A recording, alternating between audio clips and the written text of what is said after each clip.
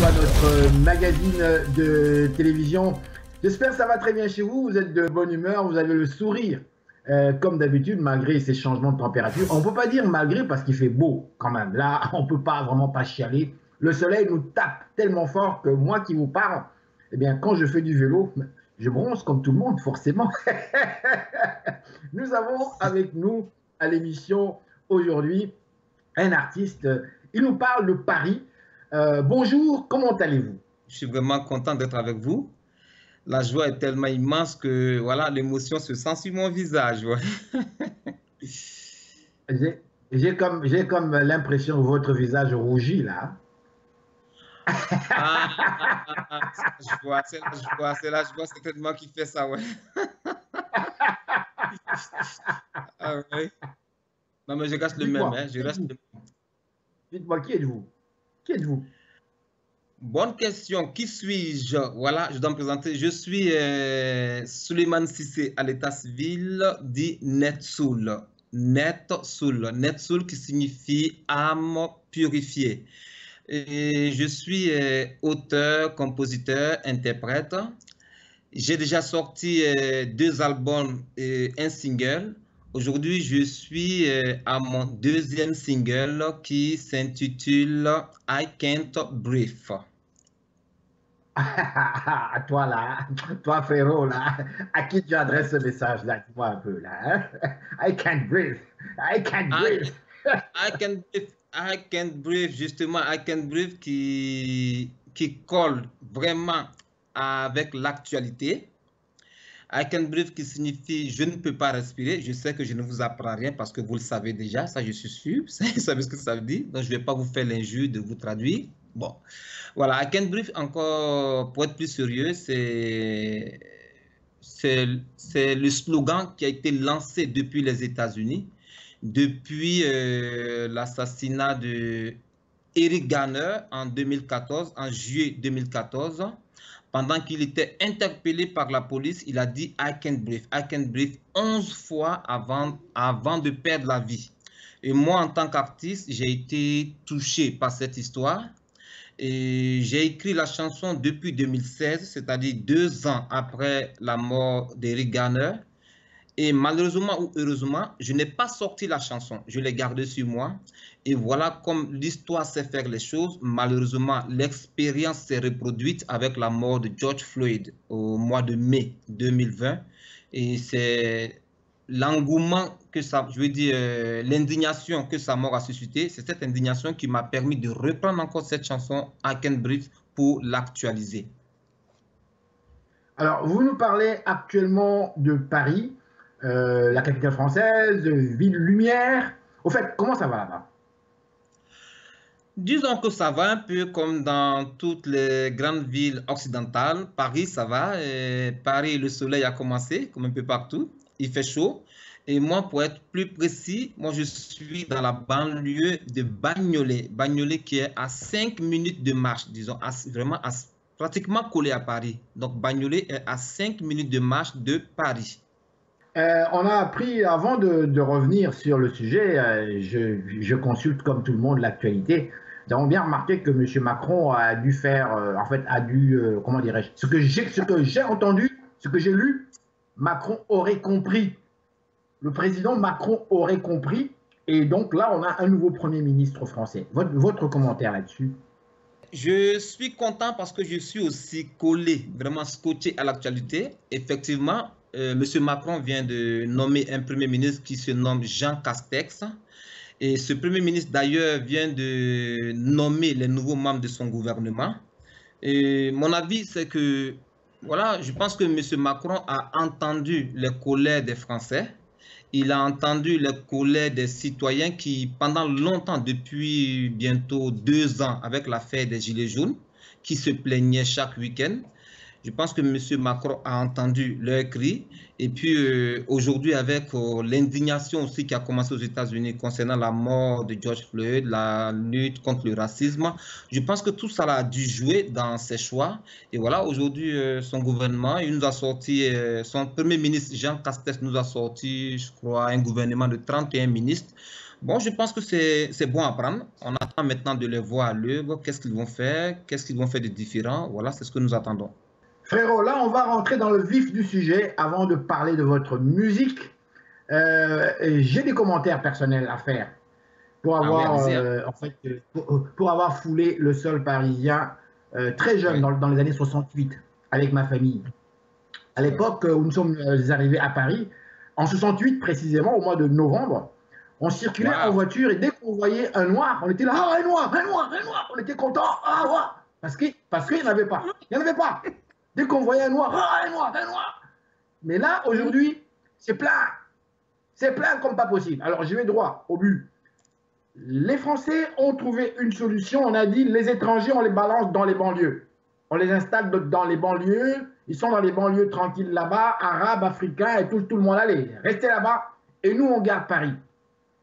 Est-ce que ce n'était pas ça un signal déjà d'exclusion quelque part des étrangers? C'est-à-dire qu'on vous accepte, oui d'accord, venez, venez, venez, mais en même temps, hey, tenez-vous loin là, dégagez, restez en dehors de Paris. Votre commentaire là-dessus? Bon, je pense que 1968, Netsoul n'était pas encore né. Je vous fais vieillir. Je vous fais vieillir là. Je vous fais vieillir. Bon, en fait, je pense que les époques ont changé, il faut le dire. C'est vrai que pendant longtemps, les étrangers, ceux qu'on appelle communément les immigrés, ont été confinés en banlieue. Mais je pense aussi qu'il faut reconnaître que depuis une dizaine d'années, voire une quinzaine d'années, les choses ont commencé à sortir. Les étrangers, voilà, ceux qu'on appelle les immigrés, sont un peu partout. Ils sont en plein Paris. Et les choses ont commencé à changer. Ça, il faut le reconnaître. Les étrangers sont en plein Paris. C'est vrai que beaucoup sont encore dans les banlieues. Mais aujourd'hui, il y a de plus en plus d'étrangers que nous voyons dans la ville même de Paris. Et cela a même fait dire à... Ça, je vous envoie un peu plus loin. Ce qui a fait dire à Jean-Marie Le Pen, je pense que vous le connaissez, le papa de Marine Le Pen, le parti nationaliste de France. Et son père a dit, d'après, ça c'est, je veux dire, le fait de la rumeur, je ne sais pas si c'est vérifié, mais son père aurait dit comme ça que quand vous êtes à Paris aujourd'hui, vous avez l'impression d'être dans une capitale africaine, tellement on voit les Arabes, les Africains, voilà, donc pour dire que voilà, les réalités ont changé, et nous sommes un peu partout, voilà. D'accord. Alors, on va aller maintenant vers la musique, frérot, parce que le public qui vous regarde, qui vous découvre ce soir, on n'a pas affaire à un homme politique, on n'a pas affaire à un sociologue, mais quelque part, vous l'êtes quand même. Votre titre, en fait, votre chanson, qui met l'accent sur un événement capital qui a provoqué en fait le bouleversement un peu partout dans le monde. On va présenter à notre public un extrait de votre vidéoclip pour leur permettre un petit peu de vous découvrir, de vous sentir là musicalement. Alors, qu'est-ce que vous nous proposez? Bien, c'est I Can't Breathe. Je pense que je venais tout à l'heure de donner le titre. C'est I Can't Breathe. Et je pense que la chanson parlera mieux que moi. C'est vrai que c'est en anglais. Mais quand on voit les images, on voit déjà qu'est-ce que Netsoul veut traduire dans ses propos. Et voilà, c'est une chanson qui dénonce le racisme. C'est vrai que, encore une fois, je me répète, l'indignation a commencé aux États-Unis, mais il faut reconnaître que le racisme, il existe partout. Il existe partout dans le monde. Et cette mort de George Floyd, heureusement, comme on dit, a quelque chose de malheur et bon, mais cette mort a réveillé encore plus les consciences. Vous savez, des pays comme le Japon, des pays comme la Grèce, des pays comme l'Argentine en Amérique du Sud, qui généralement ne s'occupaient pas de tout ce qui s'est passé ailleurs, mais tous ces pays se sont levés comme un seul homme pour dire non, non, non au racisme à partir de la mort de George Floyd. Donc je pense que cette chanson, il fallait vraiment la sortir pour apporter un soutien aussi à tous ceux qui luttent contre le racisme et tous ceux qui luttent contre les violences policières dans le monde. Alors, donc on y va avec la vidéoclip, donc I Can't Breathe, Netsoul, qui nous parle directement de Paris, France. Na na na na na na na na na na.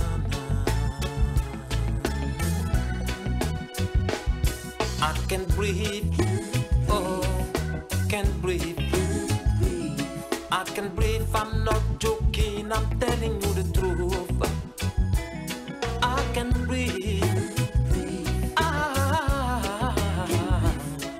can't breathe, I'm not joking, I'm telling you the truth, police. I'm not warning, I'm not rebelling.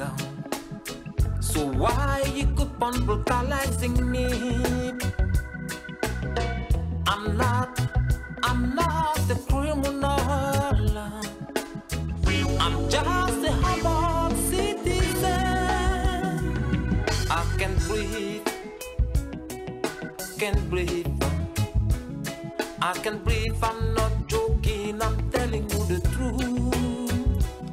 I can breathe, I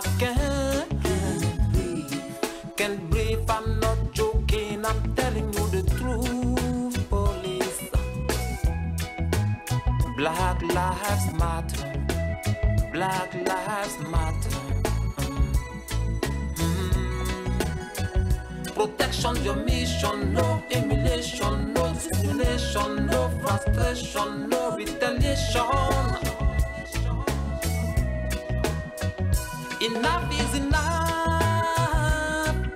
Wake up. We fed up with your deadly racism. Enough is enough. We just wanna live.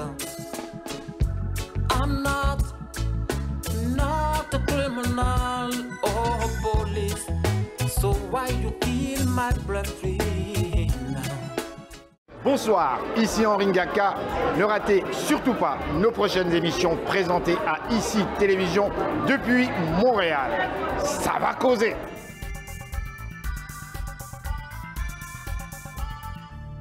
Alors, NetSol, je reviens à vous, je le souligne ici, donc nous sommes en communication avec vous, vous êtes actuellement à Paris, la capitale française, et nous parlons de Montréal. Dites-moi, aujourd'hui on parle beaucoup de ce changement, puisque votre vidéoclip met l'accent justement sur cette affaire assez grave de la disparition de ce African American. En France, on a remarqué aussi des mouvements. Qu'est-ce que vous dites de tous ces mouvements? Moi, je me mets un peu à la place du président Macron. Dès qu'il est arrivé là, paf, il y a eu les fameux gilets jaunes qui ont en fait commencé et ça a duré jusque-là. Après ça, il y a eu autre chose. Jusqu'à maintenant, il y a eu le fameux en fait confinement. Là aussi, il y a eu des fortes critiques. Dites-moi justement, en fait, pendant que j'y suis, quelle est votre, comment dirais-je, votre évaluation de la gestion du coronavirus par le gouvernement français, puisque l'on considère qu'il y a eu beaucoup de morts en France, il y a eu beaucoup de morts aux États-Unis aussi, mais en France, il y en a eu beaucoup. En Italie, n'en parlons pas, l'Espagne, n'en parlons pas. Quel est votre commentaire par rapport à la gestion du coronavirus chez vous en France actuellement? Oui, c'est vrai, c'est une question un peu piège, parce que c'est vrai que NetSol ne fait pas partie du domaine de la santé, mais j'ai quand même un constat à faire. Je pense que je vais me permettre de répéter ce que des spécialistes ont déjà dit. Je pense que l'une des erreurs qui ont été commises en France, c'est qu'au début, il y a eu quand même une négligence. Vous imaginez, quand des hommes politiques disent, par exemple, sur les médias, que voilà, on peut se promener sans masque, il n'y a pas véritablement de risque, et c'est quelque chose de saisonnier, ça va passer. Voilà, donc tous ces propos ont fait que nous, en tant que population, nous n'étions pas rassurés. Donc, au début, il faut reconnaître qu'il y a eu quand même un manque de responsabilité. Et je pense que M. Macron, qui a été rappelé plusieurs fois à l'ordre, a fini par comprendre qu'il fallait prendre les mesures vraiment drastiques contre le coronavirus. Et on a été tellement surpris par cette histoire que, je veux dire, tous les Français ont senti que le gouvernement était paniqué, le gouvernement était embrouillé, il ne savait plus que faire. La preuve, on n'a pas vite fermé les écoles, on n'a pas vite fermé certains lieux de travail. Donc, il y a eu quand même une mauvaise gestion au début. En début de crise, il y a eu une mauvaise gestion. Vers la fin, ils ont su se rattraper en fermant rapidement les écoles, je veux dire en interdisant certains commerces, en interdisant le transport. Bon, aujourd'hui, le port du masque est devenu une généralité un peu partout quand vous allez. Les gens portent le masque. Mais il faut reconnaître aussi que depuis le déconfinement, il y a un relâchement, alors que dans les médias, il y a une sensibilisation pour dire que le déconfinement ne signifie pas la fin du corona, mais le déconfinement signifie prise de responsabilité de chacun de nous. La responsabilité signifie qu'il faut porter son masque quand on est en public, et puis quand on ne peut pas porter le masque, il faut respecter la distanciation. Donc, en un mot, le gouvernement français s'est rattrapé en cours de route, mais au début, il y a eu vraiment une mauvaise gestion. Est-ce que la population s'applique? Est-ce que la population, parce que c'est bien beau de lancer des politiques sur le plan théorique, mais sur le plan pratique, est-ce que selon vous, vous avez remarqué à Paris, est-ce que les gens dans les transports en commun ou en fait dans les lieux publics, est-ce que tout le monde porte des masques? Vous souriez là, je vous vois rire là. Ouais, non, je ris parce que au début, il faut le dire, au début, bon, pour moi qui prends souvent le transport, même si ce n'est pas tous les jours, au début, il y avait un respect quand même strict. Beaucoup de gens portaient le masque. Mais il faut reconnaître que depuis bientôt une dizaine de jours, bon, je ne vais pas être mauvais juge, beaucoup de gens ne portent plus le masque comme ça se faisait au début dans le transport. Le transport, c'est, je dis même là, c'est encore mieux. Peut-être que la moitié des gens ne le portent pas. Mais quand vous sortez, que vous allez dans les lieux de, je veux dire, les lieux de débit de boissons, là, on est quand même dessus. Là, c'est pratiquement 80 à 90% de gens qui ne portent pas le masque. Ça, il faut le dire. Si je savais que j'allais t'interroger sur ce sujet, peut-être que j'aurais filmé certaines scènes pour vous montrer que vraiment les gens ne portent pas le masque dans les lieux de débit de boissons. Ne portent pas le masque. La distanciation aussi n'est pas respectée. Voilà, pour ce que moi je vois. Alors, mais dites-moi, vous qui êtes artiste, comment ça se passe? Là, on rentre dans votre domaine. Comment ça se passe avec les spectacles comme tel? Waouh. Ça, je serais direct. Il n'y a pas eu, à mon avis, il n'y a même pas de spectacle. Depuis le déclenchement du corona, il n'y a pas de spectacle. Il n'y a pas de spectacle sur la place parisienne. Je ne sais pas s'il y en a ailleurs, mais je veux dire Paris et les lieux environnants, c'est-à-dire les banlieues, il n'y a vraiment pas de spectacle en ce moment. Je pense même que peut-être que bientôt ça va commencer, mais je veux dire depuis le déclenchement, franchement, il n'y a pas de spectacle. Ça, je peux le dire franchement. Pour vous, en fait, les artistes, comment ça se passe pour votre carrière musicale? Comment ça se passe? Vous êtes obligé de rester chez vous et de travailler de manière fermée? Comment est-ce que vous fonctionnez? La bonne affaire dans cette mauvaise affaire du corona, c'est que étant à la maison, je vais dire étant confiné, je vais prendre mon propre cas, ça m'a permis d'écrire beaucoup de textes. Ça m'a permis de composer beaucoup de chansons. Même si c'est vrai que du côté argent, vu qu'il n'y avait pas de spectacle, vu qu'il n'y avait rien, bon, c'était quand même un peu difficile. Mais côté inspiration, ça vraiment, bon, je suppose que tous les artistes, ça a été pareil. Moi, dans mon cas, ça m'a permis d'écrire beaucoup de textes, ça m'a permis de composer beaucoup de chansons. Donc, encore une fois, voilà, à quelque chose, malheur est bon, voilà. Alors, je reviens à vous, c'est notre dernière partie de cette longue interview. Il existe une grande communauté de la diaspora africaine en France. Dites-moi très franchement, aujourd'hui, le sentiment, on a entendu parler de la droite, on a entendu parler de l'extrême droite. Tout à l'heure, vous nous avez parlé de M. Jean-Marie Le Pen, le papa de Mme Le Pen. Et je ne sais pas si c'est l'autre Le Pen aussi qui était en Afrique. Enfin bref. Cette diaspora africaine, dites-moi, je vais poser directement ma question. Comment ça va avec la diaspora africaine à Paris? Sincèrement, on a constaté qu'il y a un mouvement qui se fait de plus en plus vers l'Amérique. Et même les Français, des jeunes Français eux-mêmes, blancs, un mouvement qui se fait de plus en plus vers le Canada, qui est bien vu d'ailleurs, vers les États-Unis peut-être moins, avec un Trump qui est là, mais actuellement le Canada est très bien vu, sans aucune prétention. Donc je l'ai constaté ici, à Montréal, des nombreux Français débarquent ici, s'installent ici, en fait, carrément. Mais vous qui êtes en France, vous de la diaspora africaine en France, sincèrement, comment ça va? Sincèrement, je dirais que malheureusement, La diaspora africaine, c'est un tout, c'est un ensemble qui est, c'est un ensemble qui est divers. Disons que la diaspora est diverse, elle est diversifiée. On n'a pas le sentiment d'avoir une diaspora africaine, mais j'ai envie de dire qu'on a des diasporas parce qu'il y a trop de communautarisme.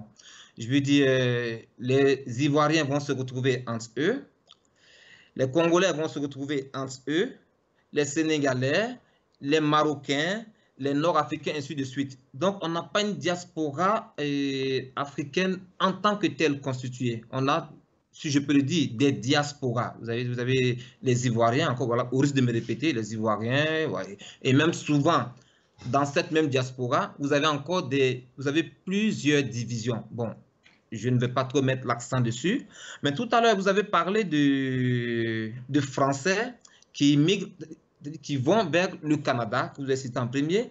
J'ai failli sourire parce que, en réalité, Mohamed Soul, le Canada aussi fait partie des visées que j'ai. Et mon épouse ne cesse de me parler de Canada à tout moment. Elle ne cesse de me parler de Canada, il faut qu'on y aille. Voilà, bon, donc voilà, c'est pour vous dire que je suis en train de sortir un petit secret familial caché. Donc vous avez bien fait de parler du Canada tout à l'heure. Peut-être qu'un de ces quatre, on me verra débarquer avec toute ma famille, musicalement parlant. Et puis, oui, peut-être. Oui, peut-être. Peut-être. Ah oui, peut-être. Votre épouse est-elle française, est-elle blanche, est-elle africaine comme vous? Elle est française, elle est africaine comme moi, mais elle ne joue que par le Canada depuis bientôt, même voire 2 ans. Et moi, ça me fatigue un peu les oreilles. Dites-moi, qu'est-ce qui l'attire autant vers le Canada? Pourquoi le Canada? Bon, je pense qu'elle a eu la chance de visiter le Canada il y a de cela 4, je ne sais plus, il y a 4 ans, 4 ou 5 ans. Elle était au Canada. Voyage scolaire, n'est-ce pas? Voyage scolaire? Voilà, non, voyage scolaire. Voyage clair, c'est vrai qu'on a déjà fait les États-Unis, la famille et moi, mais elle était au Canada il y a 4 ans de cela, bon, pour voir la famille. Où au Canada? Vous voulez que je le demande, si ça ne dérange pas l'émission? Oui, je suis curieux, demandez, nous sommes tous curieux là. Et demande à maman, quand elle allait au Canada, c'était où? Si elle encore qu'elle vienne, dis à maman qu'elle vienne, on va savoir où elle est allée où. J'espère qu'elle est allée à la bonne place. Hein. Non, ah bon, ouais. J'aurais souhaité qu'elle donne un autre nom, mais elle dit qu'elle était à Montréal, Montréal chez la famille. Elle était à Montréal. À Montréal. C'est une ville que je ne connais pas bien, cette ville-là, Montréal. Elle était à Montréal. Oui. Oui. Ah bon? Mais nous sommes à Montréal, là, actuellement.